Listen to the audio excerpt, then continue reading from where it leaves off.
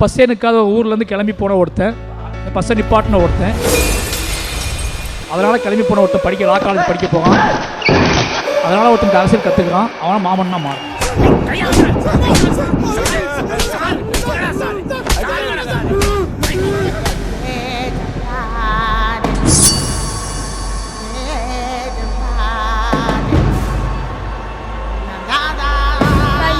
சொல்லியே குஞ்ச நீ தூக்கிட்டு போயிட்டல, ஒரு ரெக்க ஒடிக்க வரல வருவான் பார்.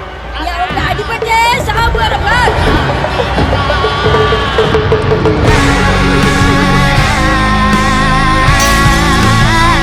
அவன் பஸ்ஸை உடச்சது கடிக்கல, நிம்மதி பாட்டு கடிச்சிருக்கானுவ. ஆயிரத்து கொண்டு நிம்மதி பார்க்காம வாழ்ந்துருக்கா?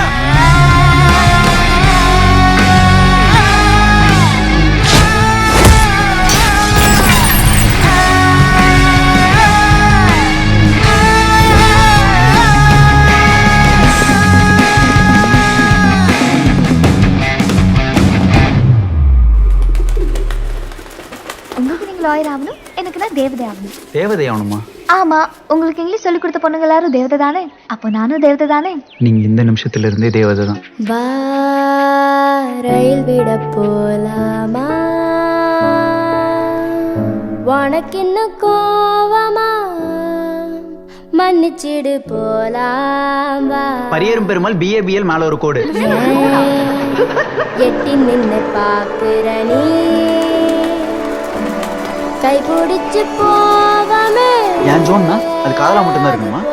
அவ எனக்கு ஒரு நல்ல ஃப்ரெண்டா இருக்கக்கூடாதா? இல்ல என் செத்து போன கருப்பி நாயா இருக்கக்கூடாதா?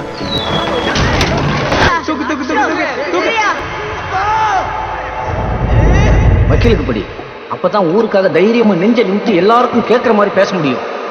இன்னமே நான் வக்கீல், பரியரும் பெருமாள் BABL மேல ஒரு கோடு.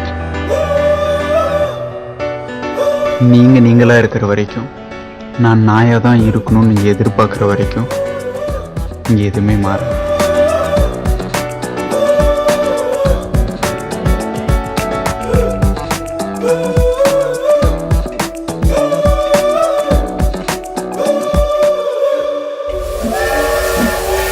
நம்மளை கொல்லணும்னு எவன் ஒருத்தன் இந்த கதவை தாண்டி உள்ள வர்றானோ அவன் ஒருத்தன் கூட உசுரோட போட்டான்.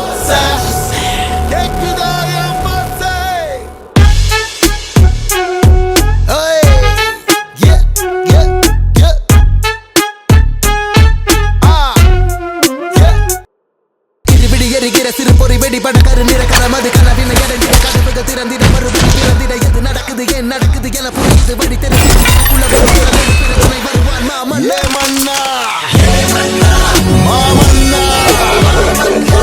ஏ மன்னா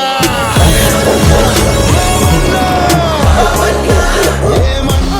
என்ன பண்ணுவீங்க? கொட்டுவீங்களா? ஊருக்குள்ள வந்தா கொட்டுவீங்களா? ஏ மன்னா